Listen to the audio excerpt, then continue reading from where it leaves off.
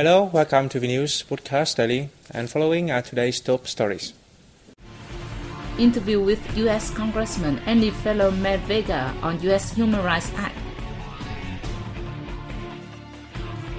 Asia-Pacific Regional Civil Society Consultation Meeting opens in Hanoi. Workshop 6 ways to increase communities' involvement in nature conservation.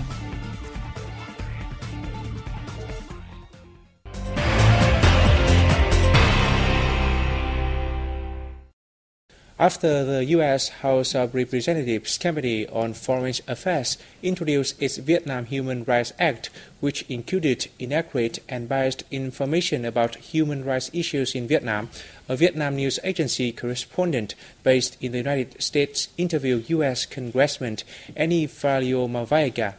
I put it this way, I have an entirely different outlook in dealing with Vietnam. I don't think any of my colleagues have been to Vietnam during the war like I did. And my point of argument against the bill, why are we singling out Vietnam as the only country that has human rights violations? My point is that the government is making every effort to overcome human rights violations of people, that their rights are being violated, and the government is trying to rectify those problems. Just as I would assume that other governments are also making the same effort. So what I said in my point of argument, there's a double standard. Why are we singling out just Vietnam on its human rights records when other countries have the same similar problems? No more than to suggest that we have human rights violations in my own country. Human trafficking is here in America too. Hello? And the question is, what are we doing? Trafficking and drug interdictions all coming into America.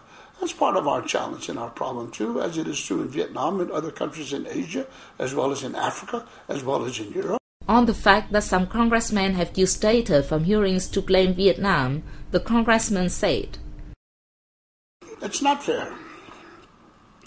Here we're taking the high moral ground, passing judgment of Vietnam, and to suggest that his human rights record has not been very good, if not very positive. And if you want to talk about records of the past, let's talk about releasing 11 million gallons of Agent Orange, this most deadly chemical dioxide that is mixed into the environment where Vietnamese people by the thousands are suffering. Why isn't my own government being involved to get rid of this? Which is totally unfair." Regarding the settlement of difference between Vietnam and the U.S. congressman said, "Well, as it always, the procedure really is that our State Department takes the lead in negotiating with the government leaders and officials of Vietnam.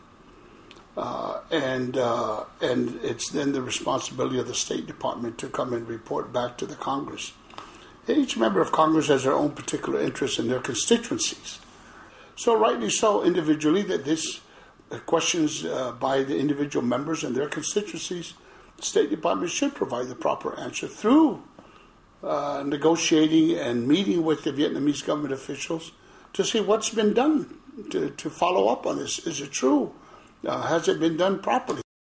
Vietnam's Farmers Union, in association with the United Nations Food and Agricultural Organizations, hosted the Asia-Pacific Regional Civil Society Consultation Meeting in Hanoi on March 10th. The meeting is an opportunity for Asian Pacific countries to share their experiences and raise the level of cooperation amongst regional communities when developing agriculture in a sustainable manner. The delegates discussed issues on food security and highlighted challenges, investment trends, agricultural finances and fluctuating food prices. The talks also involved effective models of production for farming households and will help policymakers to take more constructive measures. The participants also called on all concerned parties to combat famine across the world and come up with practical solutions to face environmental pollution and climate changes that reduce agricultural production.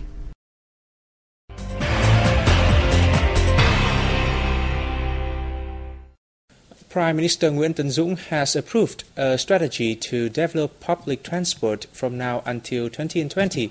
The project is to ease traffic congestions and reduce accidents as well as environmental pollutions in cities and provinces across the country.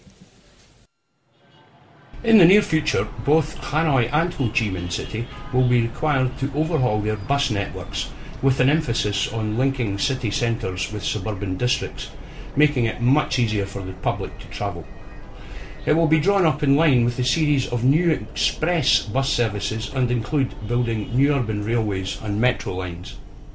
The strategy also encourages more investment in eco-friendly buses and those accessible to the disabled. The authorities will also raise the public's awareness of the benefits of using public transport, such as monthly passes at preferential prices for students and commuters and free services for the elderly. They are also being asked to conduct information campaigns to raise the sense of responsibility and professional behaviour of bus drivers and conductors. The U.S. Department of Commerce has announced its final decision on the 7th preliminary results of administrative review for anti-dumping duties on dry fish fillets imported from Vietnam, according to the Vietnam Association of Seafood Exporters and Producers. Under the decision, the U.S. Department chooses Bangladesh as the sole benchmark for calculating the anti-dumping rate and decides to grant a 0 to 1% tax for 13 Vietnamese exporters between August 1, 2009 and July 31, 2010. VNA Corporation enjoys a 0 tax rate, while the U.S. imposes a 1% rate on 12 other companies, and the remaining exporters are taxed 6.44%. This is the third consecutive period that VNA has been awarded a 0 tax rate. An initial review released by the U.S. in September 2011 based on the benchmark rate on both Bangladesh and Indonesia and will have led to some exporters paying up to a 15% anti-dumping tax. However, following petitioning by state agencies requesting the benchmark be based on one country as in previous reviews, the U.S. Department of Commerce amended its review in favor of Vietnamese exporters. Last year, the U.S. imported $331.6 million worth of trout fillets, an increase of 87.8% over the previous year. Since 2000, FDI projects have made positive contributions to the development of Vietnam's tourist industry, according to an initial report released by the Japan International Cooperation Agency. The projects focus on developing tourism and human resources in a sustainable manner, reducing poverty and protecting both the environment and local cultures. Vietnam's National Administration of Tourism has received the majority of FDI funding and is currently operating 15 projects. However, the agency pointed out that the tourist industry needs to take immediate action to end time-consuming licensing procedures and improve the competence of project managers, as well as building on the success of previous projects. In the near future, the sector will draw up plans calling for more investment, as well as managing and regulating projects in a more effective manner to comply with the country's national tourism strategy until 2020.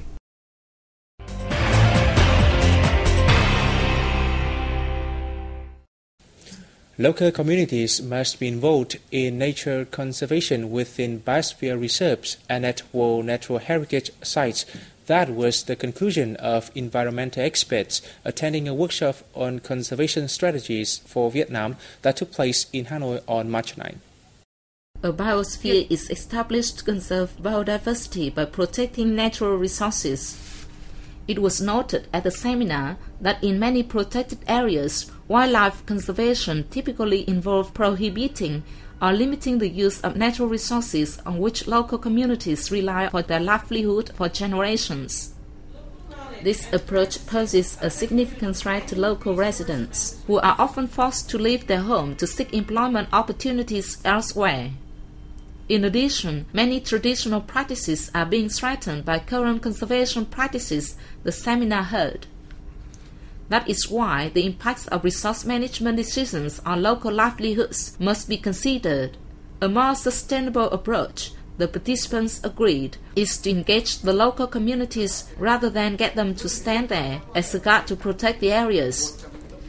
From September 2009 to June 2012, a UNESCO-led pilot project in 4 biosphere reserves in Cà Mau, Hải Phòng, Đồng Nai, and Nghệ An was designed to encourage local communities to develop non-timber forestry products and practice ecotourism and participate in planning and zoning within buffer zones.